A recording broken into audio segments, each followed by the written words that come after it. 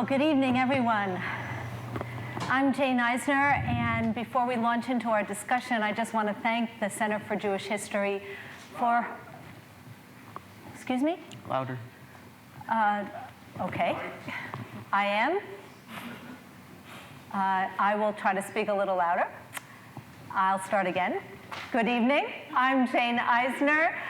I have the pleasure of being the moderator this evening. Before we get started, I want to thank the Center for Jewish History for hosting this kind of conversation, and especially to Judy for being such a good partner in creating this event this evening. Before you are our esteemed panels. From my right, your left, not saying whether that's a political statement or not. We have David Duhalde, we have Karol Markowicz, Tony Michels, and Catherine Rampell. So here's how we're going to start. I'm going to ask my colleagues here on stage to first, each of them, give us a very quick and concise definition of what they think socialism is. Catherine, you want to start? Sure. I believe the definition would be government controls the means of production. Tony, what do you think? I like the definition that Irving Howe offered when he founded Dissent magazine in 1954.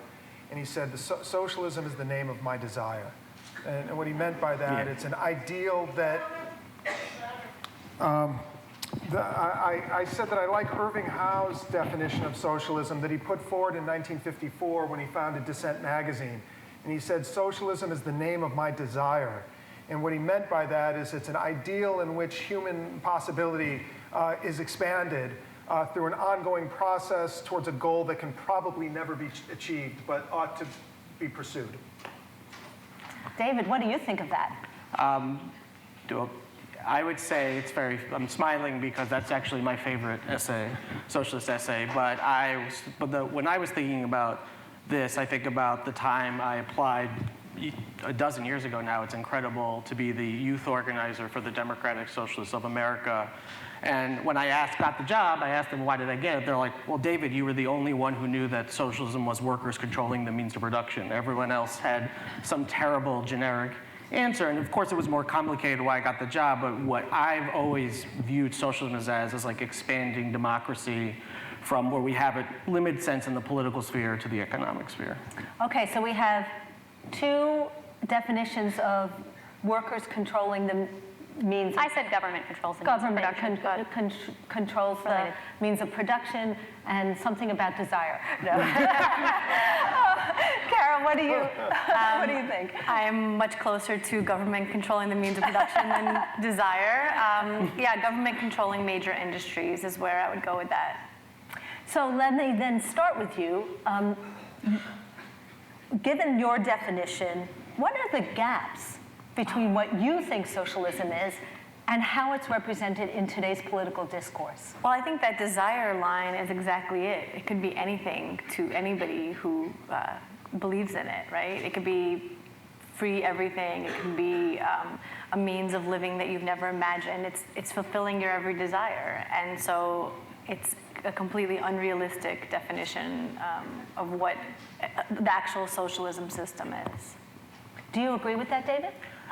There's points that I do agree, and there's points I don't. And I think that what I would say is twofold. One, I'll start with where I find similarities, and then maybe not a difference, but an anecdote. So I think that there's always been a splits within the socialist movement, as any kind of ideological movement would have. And I kind of tend to, why it's not a coincidence that Tony has that quote, is like, I view that socialism is like something you're moving towards, which really kind of come from a more social democratic German tradition, which would differentiate me actually from a lot of people in DSA.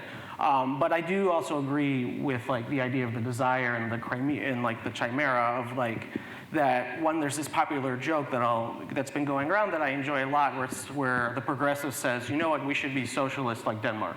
And someone says, well, Denmark's not socialism. They're like, well, why not? Well, it's really just a strong welfare state. Well, we should have that. No, that's socialism. And that kind of, to me, embodies this discourse of both being the people who see socialism as whatever they want it, but also the anti-socialists who see socialism as whatever they want it opportunistically. And I think it cuts both ways. Catherine, where do you see the gaps? So I would also argue that socialism in popular discourse, depending on who's using the term, is often used as sort of a meaningless slur. It's whatever the other side, in particular Democrats, want. It's supposed to be scary. Whatever the idea is, if you call it socialist, it's supposed to be scary. And if you look at what people, in that poll question that Judy brought up in Gallup, where they asked people about a year ago, how do you define socialism? And you kind of get this sense. So I brought with me some of the numbers, and only about 17% of respondents define socialism comparably to what you and I said, that some version of government, or actually what the three of us talked about. Government controls means of production, government control of, state control of business, things like that. But the other definitions that people offered were all over the map. So some people said it was communism. Some people said it was talking to people, being social. Yep. I'm not kidding. Some of them said, something derogatory, unspecified, etc. Restriction of freedom, people told what to do. And there was a separate survey done by YouGov, I believe it was earlier this year, where the pollsters asked, what about the following program? Do you consider it socialist? Now, I'd actually be interested to see how this audience reacts. So, Medicare for all, or free health care for all, socialist, not socialist? Raise of hands for socialist. Okay, so plurality said socialist. What about Medicare just for the elderly? Socialist, not socialist? Not socialist, interestingly. What about Social Security? Socialist, not socialist? It has the word social in it. Not socialist. Public schools. Not socialist. Free college. Socialist. They're both schools, but somehow one of them is socialist and one of them isn't. The VA, socialist, not socialist. The Veterans Administration. Yes, Veterans Administration. Free healthcare for veterans. Not socialist, even though that is quite literally government controlling means of production. These are military hospitals, government-owned hospitals. So you get a sense that it's kind of like, it's this murky area that can be used both by people who embrace the term and people who reject the term to mean, I think, basically whatever you want it to mean, but often it's used as sort of an epithet. And that we know, in particular, if your audience is older, if your audience is more likely to be Republican, it's an epithet because it means all these terrible things that the Democrats are going to bring. If you're on the left, socialist can mean whatever you desire.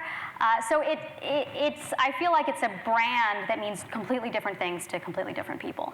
Is that how you see it, Tony? Well, I wanted to clarify. It wasn't what Howe meant, and what I meant is not that socialism is whatever you desire. It is a desired goal in which human freedom is enhanced, so that ordinary individuals have control over their lives. That's what I meant by that.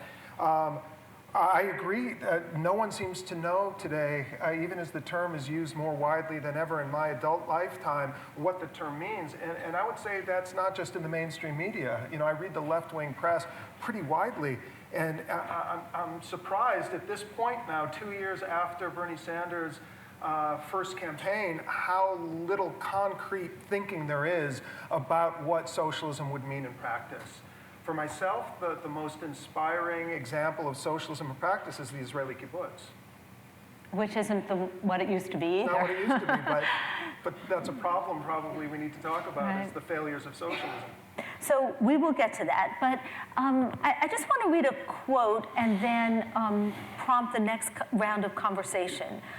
And I want to thank Judy for pointing this out. The quote is this: until very recently, it wasn't that socialism was toxic in a Red Scare way, it was irrelevant in a dustbin of history way. Now, the fascination with socialism has definitely ebbed and flowed. It was all the rage some decades ago when I was in college. I even took a class about socialism. Tony, give us some historical perspective here. And in particular, because of where we are, what caused Jewish interest in socialism in the first place? And how do you explain its resurgence now? So one thing that's striking about the socialist movement in the United States over its history from the late 19th century to the present is the high numbers of Jews who were involved in it. At one time, this was widely known, and of course, there's a stereotype of the socialist Jew. It was widely held in America that Jews are socialists, that socialists are Jews. Why that is? Why? For some, the starting point is the high degree of poverty and economic exploitation that Jews experienced in New York City and Chicago and so forth. That's the starting point of an answer. But of course, that was true for many immigrants who were not attracted to socialism. I think another part of it was, I think, the weakness of structures of authority in American Jewish community. There was nothing comparable to the Catholic Church. So there was a kind of leadership void when the immigrants came here that socialist leaders filled. They filled it by addressing the greatest everyday concerns that immigrants felt, which was, which were making a living and managing a household and putting food on the table. And these are some of the reasons, but there are more complex ones. The final thing I'll just mention that's particular to Jews, I think, was the large number of Russian Jews who came to the United States who had already participated in the revolutionary movement there and brought socialist traditions that reinforced what was already going on in the United States. So these are the beginnings of some. Maybe another one I'll just throw in is that for Jews, there was never a right-wing option politically because right-wing politics were anti-Semitic politics back then. So when Jews dealt with the hardships of life in America, they couldn't never go too far to the right because of this, because of the problem of anti-Semitism. So the spectrum of political opinion in the Jewish community, I'm talking now in the first half of the 20th century, was pretty much liberalism in some form or another and radical socialism, and then people in between. These are some of the reasons why Jews embraced it so strongly and fervently. And of course, they also had all this reason, sort of contemporary manifestations of the problems with capitalism. We're not that far from the site of the Triangle factory fire. And I remember Kahan, who was the founding editor of The Forward, wrote thundering editorials after that fire. And he blamed it.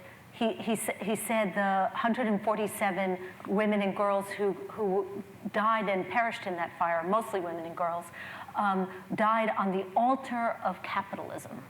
And he really put their fate, he blamed their fate on business and on capitalism. So for all sorts of reasons, world wars, the rise and fall of the Soviet Union, socialism was kind of, as we said, the dustbin of history. Why do you see it resurging now? I think for a few reasons. One has to do with the last recession. It certainly had a big impact on people in their teens and 20s, now in their 30s. So that was part of it. The after effects are still with us. I think that's part of it. Another has to do with the exhaustion of previous ideologies, especially liberalism, which had, by the 1980s, had ran into serious problems, meaning the ability of government to manage the economy, to continue to expand growth, to promote growth, while regulating the economy seemed no longer possible by the early 1980s. So liberalism as an ideal didn't seem appealing anymore. I would say the horrors of the Soviet Union and the various communist revolutions had receded as well. So that socialism in its worst manifestations, which is mass death, just didn't seem, after 1989, 1990, with the collapse of the Eastern Bloc countries, it just, those horrors weren't fresh in the minds at all of young people. If anything, they seem like cliches. So I think these are just the beginnings of an answer to why it came to be popular. Maybe lack of an alternative, something that's the economic crisis, and the Soviet Union just receding into the past. So David, you have been involved with the Democratic Socialists of America. Do you agree with Tony's analysis of the resurgence of socialism? I do largely, but I think it's missing a couple of anecdotes and themes that I've seen. When I joined DSA, I joined when it was in the dustbin, and I think it was 2003. I joined purely out of moral obligation that I believed in Debs, who was the Socialist Party leader. Eugene Debs was about 100 years ago in the United States, who said an unorganized socialist is a contradiction term. So it was like for $20, I could assuage my guilt and not worry about being a traitor. Because it really, neoliberalism had won, and by that I mean, the consensus that there was no alternative. The Prime Minister Margaret Thatcher said capitalism had won, and I think that there's two things that Tony didn't mention. I think one is that liberalism, especially capitalist liberalism's promise was always that while there were going to be lots of rich people, everyone would rise together. And I think people have seen life has gotten unfair and has reversed, and that goes beyond the recession. I think in general, and so my father's from Chile, and I think Chileans objectively have less poverty than under Pinochet. I mean, so why they're rebelling is because the wealth is now concentrated in ways that we're not even under Allende, who was the socialist leader, who when they were rebelling against that. So it's that sense of unfairness. And I think that, and this may surprise some people, I think that the attacks on Obama backfired. And it goes to what Catherine was speaking about earlier, where if socialism is no longer a threat and Republicans are saying Obama is a socialist,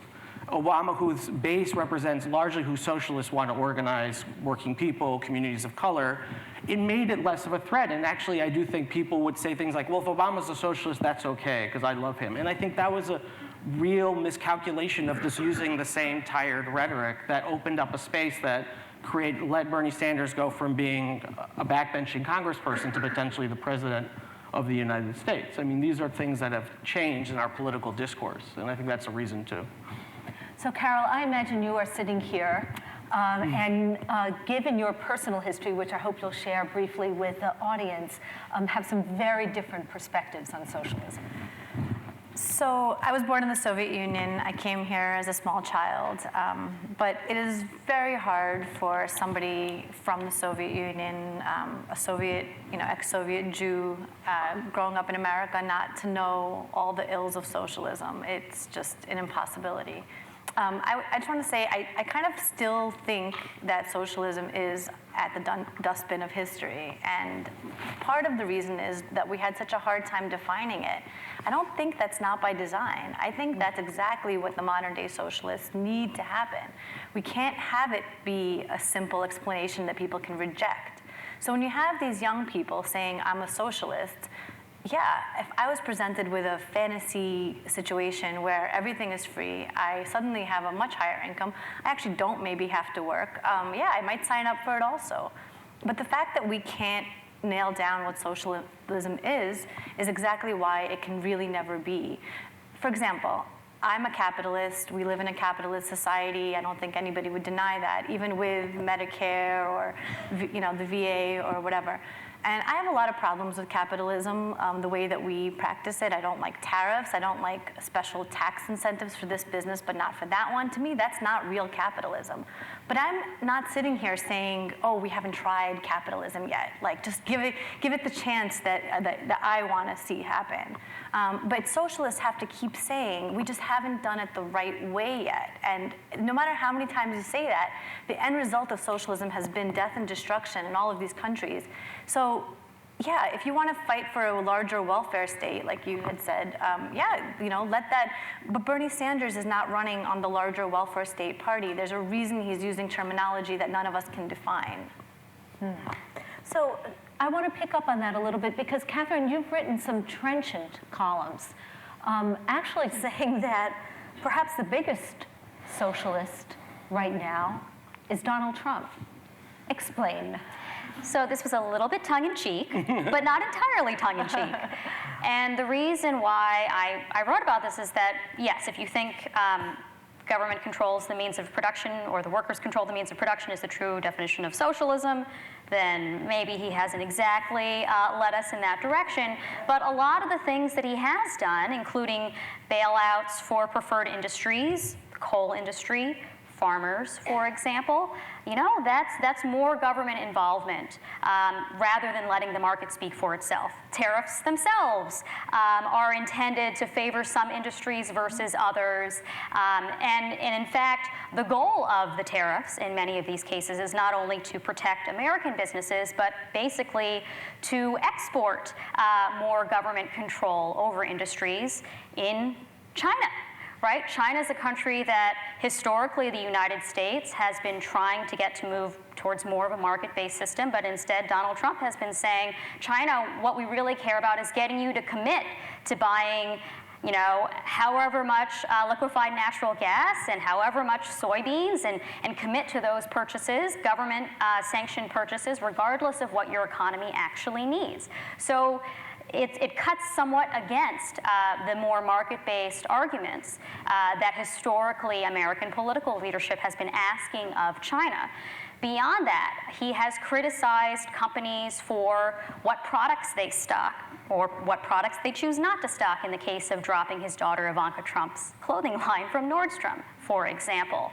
There was an article a couple of weeks ago about how Donald Trump was trying, or the Trump administration was trying to dictate the terms of where supply chains should be for the U.S. auto industry as part of the new NAFTA, which is supposed to be about free trade, but instead it's about saying, no, this is where your supply chain should be.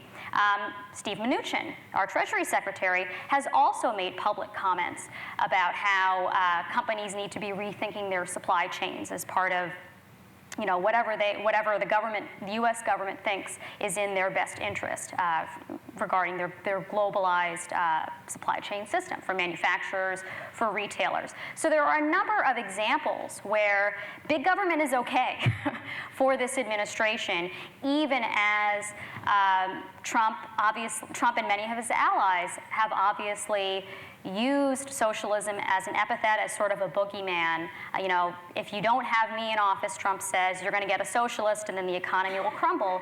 And yet he is playing a lot of the same cards that he has accused his opponents, his socialist opponents, of practicing. Yes, please. So I agree with a lot of things that you say, and there's a lot that I would like to see be much more free market in this administration and all administrations. But I think the real difference is the force, right? It's like they can say, oh, we want different supply chains, or we want you to handle your business differently. But the socialist path is literally making them do that. No, but that's what Trump is wanting to have happen. Wanting is one thing. Doing is entirely different. The Bernie Sanders comment where they get rid of all insurance companies, or all the different ideas that he has for governmental control of different companies. To me, that's sort of different than Trump spouting off about what he'd like to see happen. No, but some of these are actions he's actually taken. I mean, for example, in the case of the coal industry bailouts. Yeah. I'm super anti-bailouts. Or the tariffs. Yeah. They're trying to make, in the case of the auto industry changing their supply chain, they're trying to actually make that a condition, like basically a rider, I think it would be, of the USMCA, the new NAFTA. Jane, can I Yes, please. Yeah, so I think what I would just intervene here, which is to expand upon what we're saying, is I think what you were getting at too is why I want to push back the idea that socialism means nothing, where I think what you were saying, what Sanders is doing, gets to what the core of what socialists do want to do, which is to take certain things out of the marketplace. So it's like socialists don't believe fundamentally that healthcare and education should be in the market, which is why it's bizarre, but it's also the American polity that people don't see free college as socialist and public education, and K through 12 is not socialist. That's just the way people think, but let's be realistic. It is socialist to educate children because we're taking that out of the market. And I think that what I would also push back on is the idea that socialists have said well, we haven't tried it the right way. I mean, first of all, there's different types of socialists, which is the classic kind of also cop-out. But what I would also say to that is, you look at the Scandinavian route, what the Chileans tried to do, where you do this pathway through socialism, through winning elections, and it's often ended in the bloodshed goes the other way. It's like Chile has a coup, in Sweden and France, which tried to really, by the 80s, to really have a democratic socialist capital, just takes money out to punish the people, which is an act of violence in the sense like you're depriving people of goods. You're not shooting them, but you're taking away their livelihood. So it's not like we've had this also free market opportunity where people have democratically decided to take over the means of production. There hasn't been pushback either. And I think that it is worthwhile noting that I do find it interesting that lots of people join DSA who, are like have warm ideas about the Soviet Union because DSA has historically been so anti-communist. I mean, that's just an objective truth that I think Tony would know better through his research. But I just want to say, I do think that there are concrete ideas of what socialism is to people. So I just want to push back on the idea that it absolutely means nothing. And I do think, though, that people do keep it vague sometimes, because it's easier. It's like when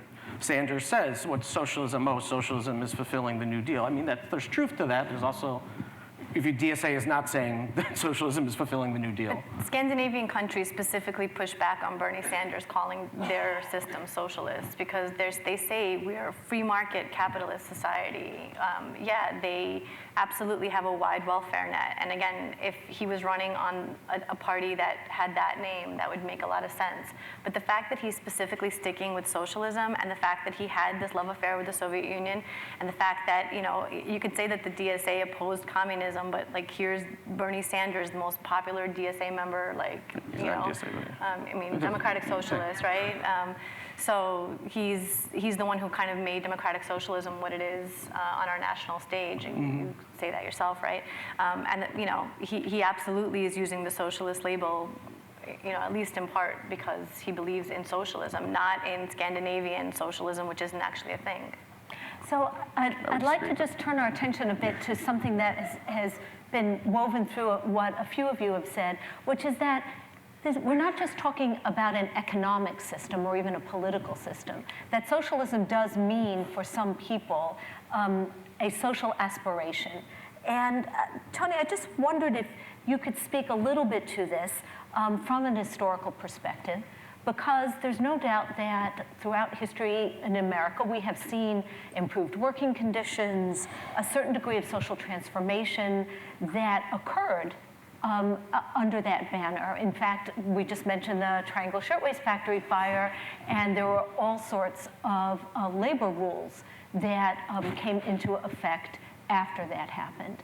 So to what degree is our conversation about socialism also about social values rather than just economic organization?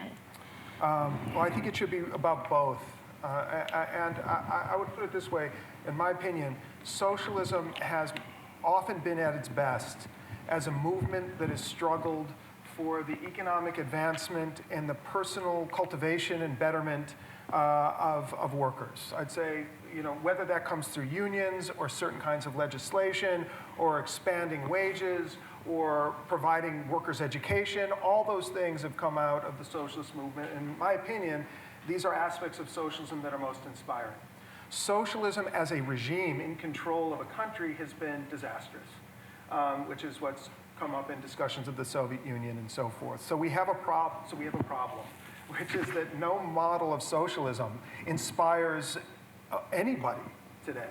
I mean, that's what we're dealing. I mean, I think this is why no one can define it clearly, because there's almost I don't think there's any country where anyone in DSA would point to and say, that's socialism and that's what I want. And so that's part of the problem. But so socialism exists in this I don't know, historical experience in which it has been incredibly inspiring as a freedom struggle for workers, and on the one end, and then on the other end, it's been there have been, again, murderous totalitarian regimes that have also used that word, and I think 2 years after the first campaign, Bernie Sanders campaign, I think it is time for socialists to address this dilemma head on. The dilemma being, if the existing or pre-existing socialist revolutions have been catastrophes, and on the other hand, if the best examples of socialism are things like the Israeli kibbutz or the Swedish welfare state, which is not socialism, it's a form of a mixed economy, a capitalist economy blended with socialist programs. If that's, and those countries have a very tough time maintaining that they're mixed economies, then what are we looking at here in this country if we're going to aspire towards socialism? I don't have an answer to that. To me, that's the single biggest question that troubles me, that makes me worry when I see what's going on in American politics today. I think if socialists don't address that very difficult problem, in 2-3 years, we're gonna see DSA plummet and people just scatter in multiple directions. If they can't address, again, this hard historical reality that the social democratic countries are very difficult time maintaining themselves, that these aren't socialist countries exactly, they're mixed economies that are hard to govern, and social revolution has been disastrous. So, Karol, I want to just pick up on that because you have firsthand knowledge of this disastrousness. And I'm just wondering if you could share some of your insights about what you see as the danger. So the main danger to me is that when we start talking about large industries being taken over by the government, it never ends with large industries. They inevitably need more. And so yeah, they could start with telecommunications companies or internet providers or any number of things that have been on the table as ideas of what the government should take over. But you end up needing more money, more cash flow for all the things that are going to be free, right? In the Soviet Union, they also didn't start with all business being illegal or public. So when they took over the large industries at first, they eventually they started taking over smaller businesses. And my grandfather owned a bakery, and his business was seized. He was sent to the Gulag, far end of Russia. Never saw his family again, died there. And I don't think that's a unique story. I think a lot of Soviet Jews grow up hearing that kind of story because that is what happened. And that is like a realistic end to we will seize businesses. And I just want to say also the idea that like some things like college will be free, like, oh, who could be against free college? But if you look at it, it's really just a political maneuver. Like, why isn't electricity being discussed as something to make free? It's because he wants the college kids, to vote a certain direction. And so college being free is the proposal. It's not like we will just make important things free for everybody. It has a very political purpose. So you're talking about a point of view that stems from your personal experience. And Catherine, I just want to turn to you about that because you have also written and observed that there, even within the question of millennial support for socialism, there are some important differences. We've mentioned this Gallup poll, and apparently, according to this poll, Americans age 18 to 29 have about as positive a view of socialism as they have of capitalism, which is, I think, quite remarkable. But there are distinctions within that big group, and I was wondering if you can explain a few of those. So some polls actually show that younger people have a more favorable view of socialism than of capitalism. There's a variety, but generally, yes, quite positive on socialism. I mean, my theory on this, and I don't know that we have a breakdown of the data that's finely grained enough to prove or disprove this, is that I think that there's actually a divide within my generation. I'm technically a millennial, but generations are always sort of a weird branding exercise, right? I mean, how is it that you can characterize everybody born within a 20-year period, let's say, as being monolithic, politically or otherwise? But I think it's actually especially problematic for millennials, which are sort of generally considered people born between 1980, 2000, somewhere around that chunk of time. Because I think actually there is a big divide between those of us who graduated college and who therefore enter the job market, or graduated high school even, before the Great Recession, the financial crisis, and those who graduated after. And that we just had very different views about how functional the US economy currently is and how much reform is necessary for it to be, or whether a revolution for that matter is necessary for it to be more functional. And so I happen to have graduated in 2007, which is when the Great Recession started. I got a job. My classmates got jobs. The people who graduated a year later than me did not. And many of them were either unemployed or underemployed for many years to come. And you know, there's some fuzziness to these characterizations. There are people who got laid off, for example, who graduated my year. There are people who found jobs who graduated the year after me. But I really do think this was a formative experience. And that if you talk with people my year or a few years older than me, I think there is much less skepticism about the existing system. And that, like, for example, my views are, you know, I'm probably considered left of center. I'm not a socialist. I think we need a much more robust welfare state. I think generally we need to rely on market-based mechanisms to try to make a more equal distribution of wealth. But basically, I want capitalism. But I think that you can sort of supplement capitalism through redistribution of various kinds. People who graduated after me, they want to burn it all down, right? They had a very different experience with the economy. And I think that that experience really led a lot of young people to think, you know what, the existing system doesn't need tweaks.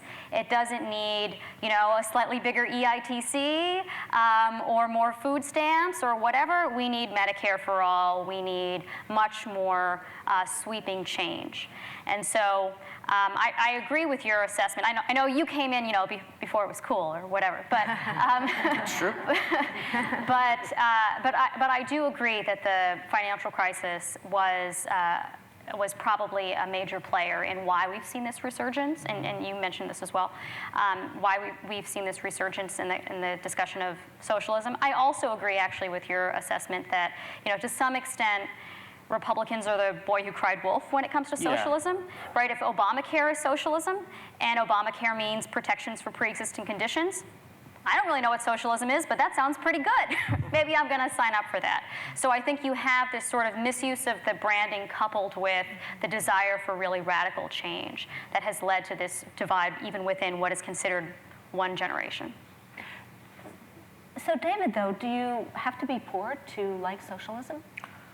That's a great question, because I think it's because I don't want to jump ahead about, because like some of the things we were talking about earlier, I want to keep the Jewish part separate, but I think that there is, there's what we're talking about is, I think, like with debt, for example, I think versus the energy, you gave me a good juxtaposition there. I mean, the average debt is, for college students now, is like $37,000, you know, and I'm one of those people who has much more than that. And just the inability to live up to what I think could be described as broadly as like the social contract that I think I was 06 in graduating. So the social contract was like, don't worry, like you'll be able to pay everything off, take these loans. And that social contract was broken. And I think that's where you see people getting most upset is because capitalist liberalism for peace depends on like, you do this, you get this, it won't be equally shared, but it'll happen. And I think that's why I agree with you there. And so where you see there is the economic insecurity where people, but I do think it's interesting, it's not poor people necessarily, but it's like middle class, lower middle class people embracing socialism because they're the ones who have been displaced. And I think that to a certain extent you can see that also in the decline of the trade union movement. And I was a union organizer, and workers weren't socialists, but workers did have a sense like things were unfair, and the union gave them a sense of like, wow, if we came together, you know, we could change things. And I think unions historically would be, and Tony talked about it in his book Jewish Radicals, it's like, well, unions are instrumental to building a socialist movement because like you want people to become organized. And it's not just like individual poor people. I mean, Marx talks about this. It's not like people are like alone and they have a realization. Like what makes people socialists is they come together, they organize, and then they realize, well, maybe I could run this factory. I don't need a boss. So you need, but absent that dynamism, it's hard to get people to embrace socialism unless they're being directly impacted in a way that they feel that there's been some promised loss, and they have access to information about what is socialism. Can I? Sorry, I just wanted to comment about the student loans. It's government who gives out the student loans and doesn't live up to the promise of,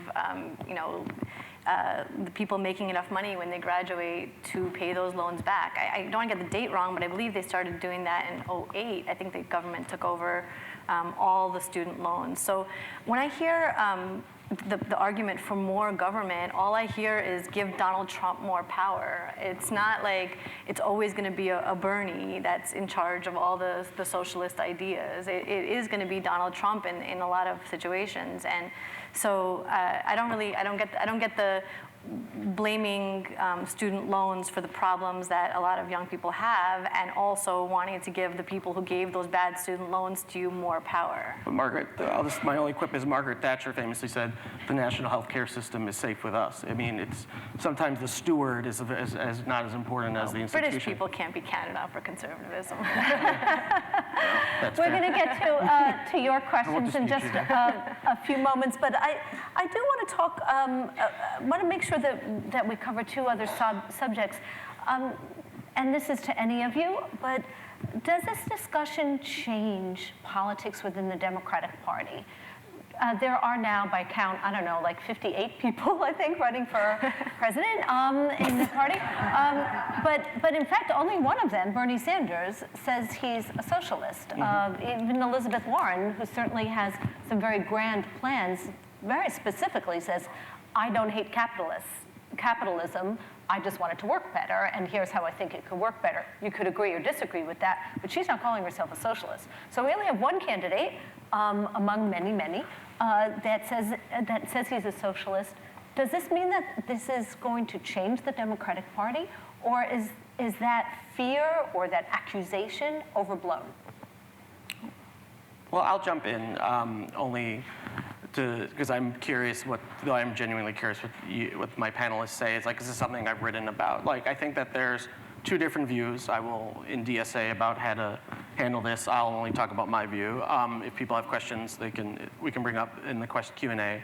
I mean, I think it's like, to a certain extent, a generation later, like, DSA's strategy has largely worked, which is that you want not to build an independent political party, but you want a current within the Democratic Party to embrace socialism and to have excellent, for lack of a better term, like tribunes, like Ocasio-Cortez, Rashida Tlaib, Sanders, but also lots of folks on the ground.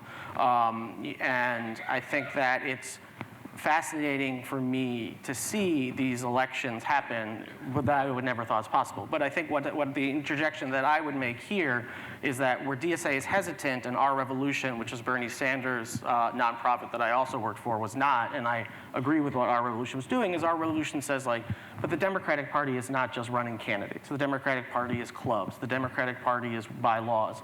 There are rules that govern the party. There are positions in the party, and socialists need to take that seriously, or else you're going to have more, I think New Yorkers in this room would get it, but I'll just say it for the people watching on video later.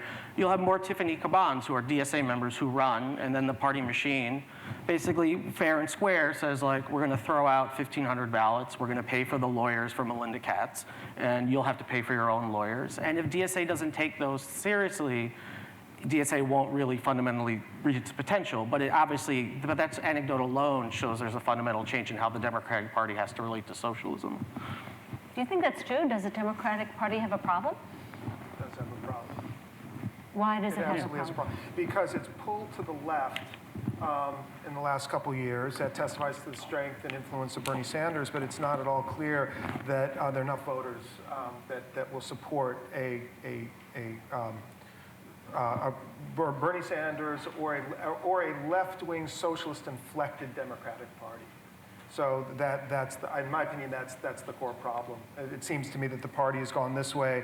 The electorate has tilted leftward, but not gone so far that Bernie Sanders has a clear majority, and they may simply lose the election because of that.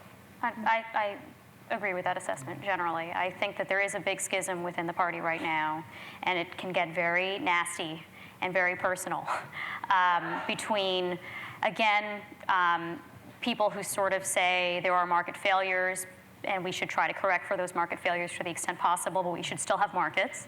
And people who say, you know what, things would be better if X, Y, and Z industries were really more broadly turned over to government and we don't have markets. And those 2 points of view are not equally represented within the Democratic Party. I think that the more left-leaning so whether you call them socialist or otherwise, faction is smaller but much more vocal, is my impression. You may or may not agree, I don't know. But it really is causing a big schism in the party, and you see that in the Democratic primary, I think, where candidates are sort of trying to figure out how they triangulate between these different factions. For example, Elizabeth Warren calling herself a capitalist, but embracing a lot of the same kinds of proposals that Bernie Sanders has advocated for, and I think he's been quite successful, actually, in moving the party leftward, and she's evidence of that, or her success, anyway, may be evidence of that.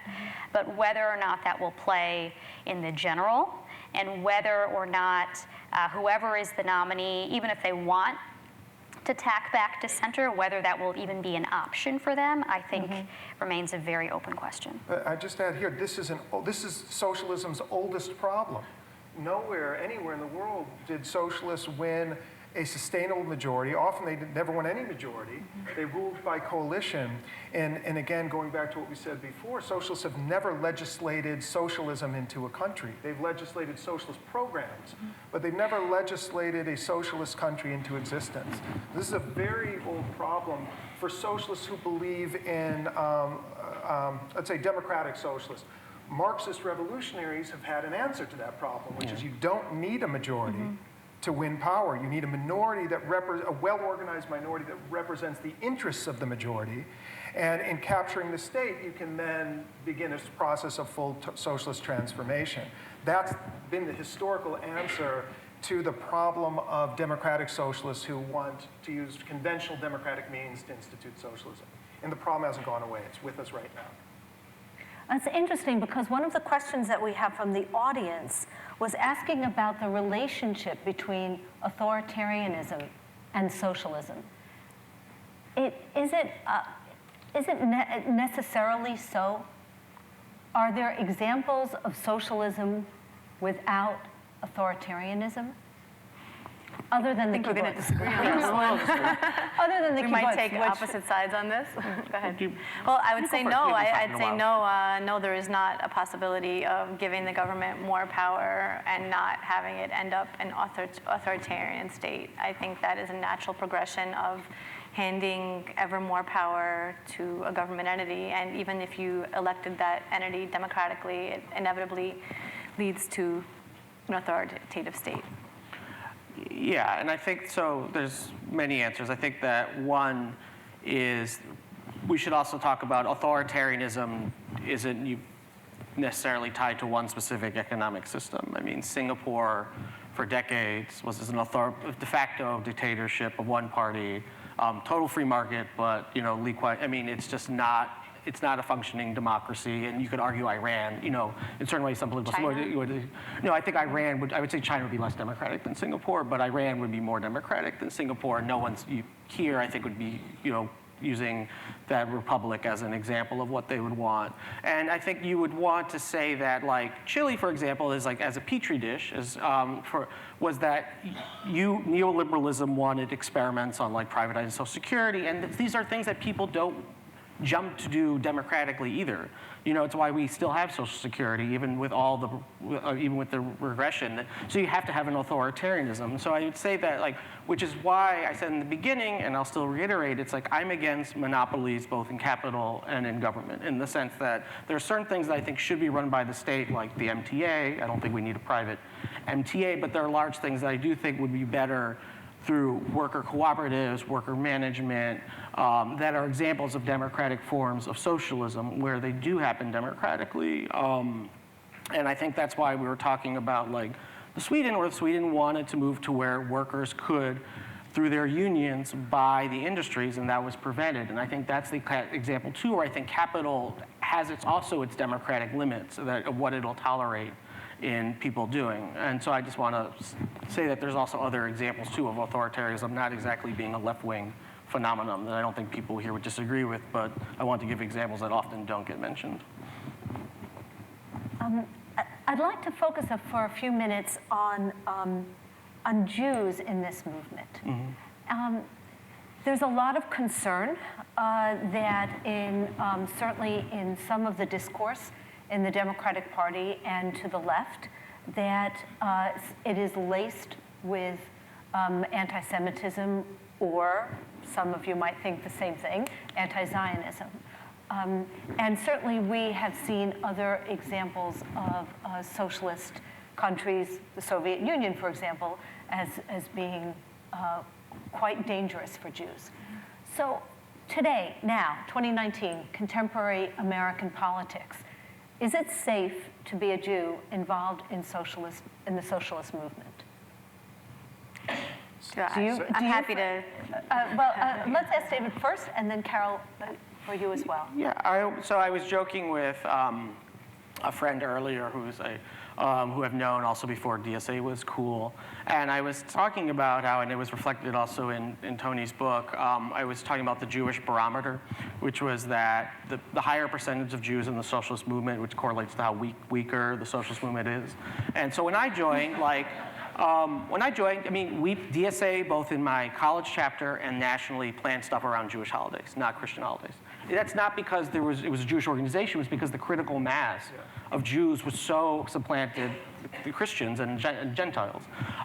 So for me, socialism has always been, I think, what, I think was Kazin was talking about. It's like, a secular kind of religion, it's a place that you are part of. So it's like, so that idea is kind of unusual to me that you would ask that, not that I am emotionally, not intellectually.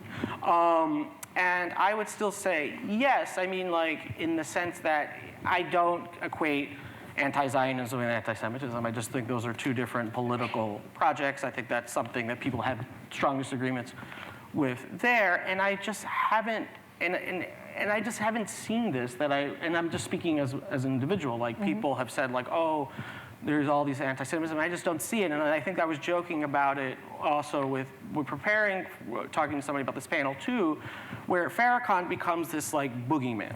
Farrakhan is Linda Sarsour and Tamika Mallory, who are people who helped organize the Women's March, and Sarsour is a Sanders surrogate. They know Farrakhan. And for me, as someone who's 35, talking about being millennials, my first memory of Farrakhan was when I was 10 years old, and my friends got to get a day off to go to the Million Man March. And that's it. I mean, he's not been a relevant part of my life outside of this one moment when I was 10 years old. But is he a socialist? No, but what I'm saying is Hardly. but he becomes this boogeyman that against, in the Forward had that piece where he was Sanders is ignoring socialism among anti-Semitism among socialists, and they were pointing to Louis Farrakhan, who I've never met a socialist defend, and so it becomes this boogeyman. And so I've always felt safe being a Jew in this movement, and I just find it some of these become very particular, what we've been talking about, loaded epithets that don't actually meet reality once you're in a space. But everything is relative too, because I'm speaking for myself, not for every Jewish person who's ever been a socialist or in an activist space. So speaking, No, go ahead. Yeah. I was going to say, my take's similar and different from yours. I joined DSA in 1988 when it was really, really uncool. And, Don't worry, guys. No, it's still super uncool. so I joined it for a couple of reasons. One is that it still cared about the working class. It had a wonderful leader named Michael Harrington, may he rest in peace. And it was not hostile to Israel, which was very important to me. And there were a lot of Jews in it. You could just see it. Yeah, sure. And all those reasons, and it was very different from left-wing politics at my college campus in UC Santa Cruz. So I liked it. It was New York-ish, it was Jewish, it was, all that stuff. I liked it. I think DSA now is quite different. Yes. And I wouldn't say it is unsafe for Jews. No one's going to hit you or beat you up or whatever. It is, I think, if you're a Jew who cares about anti-Semitism, if you're a Jew who rejects BDS, if you're a Jew whose view of Israel is not that it's a terror state or some sort of crime against humanity that was foisted on the world in 1948, then if you're in DSA, then it's not unsafe. It just means you're going to get an ulcer very quickly. One reason you get an ulcer is that Farrakhan is seen as a bogeyman. And I have to say, my first encounter with Farrakhan is Farrakhan's very public statement where he said Judaism is a gutter religion. Now, Farrakhan's not a bogeyman because he has a following and he has prestige beyond the following. And where leftists are implicated in Farrakhan's prestige is the refusal to simply come out and say that we are side with black leftists who see Farrakhan as a sexist, a homophobic, an apologist, an advocate for capitalism, and an anti-Semite. Not only that, a conduit for anti-Semitism straight out of the European fascist right. You know, so I actually think Farrakhan has played a terrible role in polluting the atmosphere. Leftists ought to draw a line because Farrakhan is a right-winger. Somehow he's seen as a left-winger because he denounces racism. But that would be the equivalent to saying Menachem Begin was a left-winger because he denounced anti-Semitism. You know, you can be both. You can be anti-racist and be, in his case, deeply conservative, if not worse, if I can put it that way. So do you think that it's unsafe to be a Jew in this movement? Well, it's interesting because, you know, we talked a lot about the economics of it and what it means economically, but obviously it's also a social justice movement, and I think that's at the forefront of it in a lot of ways. I think a lot of the most prominent people in democratic socialism are social justice, you know, I don't want to use it as pejorative, but social justice warriors, right?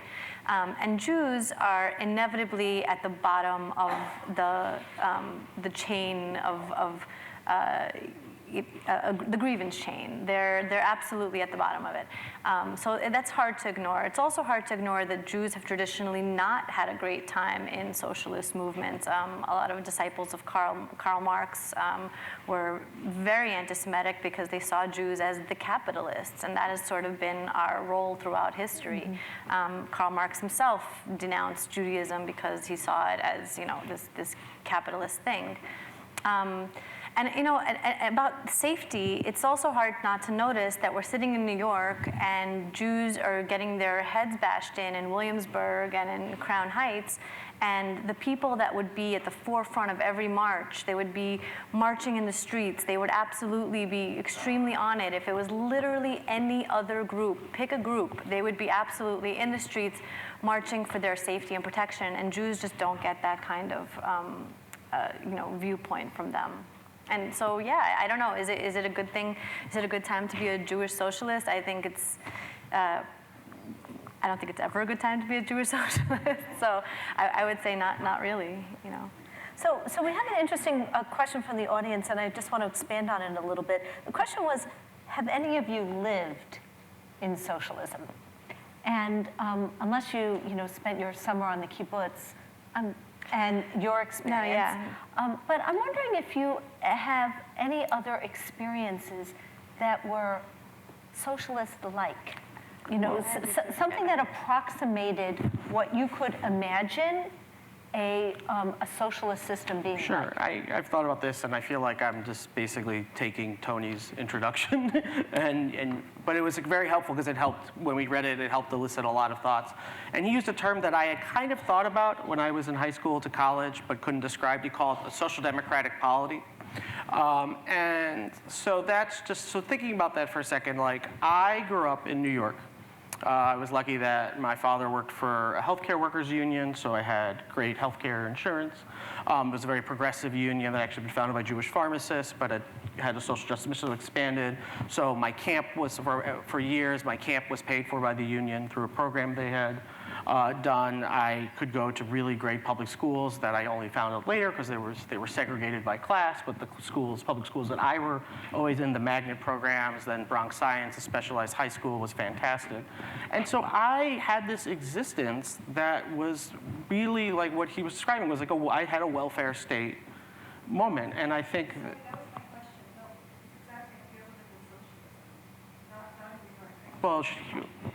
she gave me an out.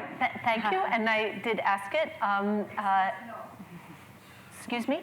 The answer is no, nobody on the panel. Well, we haven't gotten there yet, and thank you. I'm moderating, so thank you.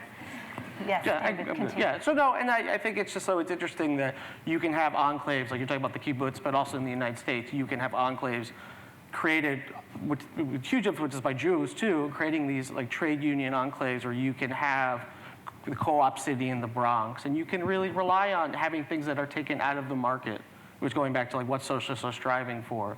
Because I would still argue that no one has lived under socialism, because I don't agree with the Soviet Union, which is like, but that's a separate point, and I think we both disagree with the Soviet Union for different reasons. But I just think it's interesting to say that just because all of us don't have the same experiences living in the same city, regardless of, even among working people and middle class people. So yeah, I was born in the Soviet Union, but again, I came here when I was a small child, so I don't claim to have the socialist experience. But I did live in Scotland for 3 years under their national health care, which British people claim to really love, and it was terrifying. It was downright terrifying. It was a land where, yeah, everything's free, but try to get an appointment or try to get a doctor to see you, and that just did not happen. And one of my amazing stories about it was going to an emergency room there, and the doctor, I don't even know, actually, I think it was just like a nurse assistant, but like putting her hands near me and just being like, I think you have a fever. And I'm like, do you have a thermometer in this place? Like, what is this? But it really was eye-opening, because I think I was young and I absolutely thought medicine should be free. And yeah, that's one of my examples of that. Well, I'll take the moderator's prerogative to say I lived in England for 2.5 years and had a different experience with the National Health Service. Maybe they just give the bad medicine to Scotland. So we're almost at a close here. I just wondered if each of you could share with us one thing that you really want our audience to take away from tonight about this conversation, whether it's something that we talked about and you want to emphasize, or something that we haven't mentioned yet, but you really want them to know.